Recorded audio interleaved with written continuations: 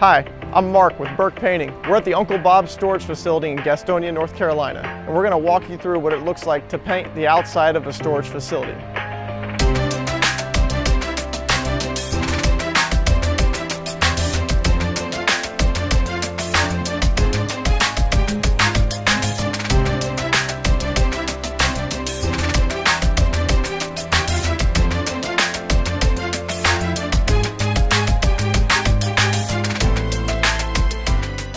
Now we're starting with the painting of the walls. The walls have already been power washed, scraped, and spot primed with a primer that's tinted to the same color as the paint.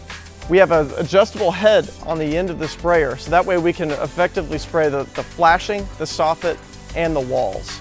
We don't bother taping off much of the door because we're coming back right behind it to go ahead and spray with the door acrylic, so it saves us time.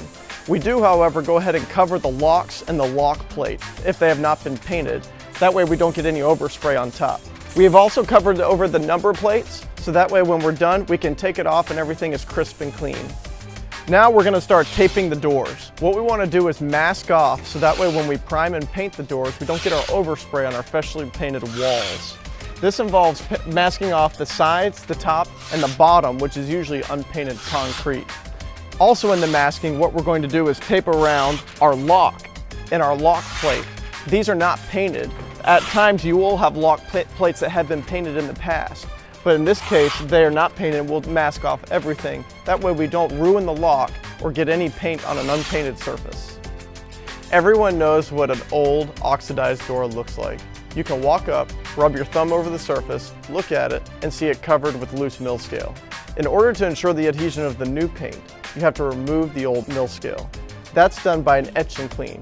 We wet down the door, we rub etch and clean powder in it with a brush, and then we rinse off the door with high pressure. This door has already been etched and cleaned, so I can rub my thumb across the surface and nothing is on it.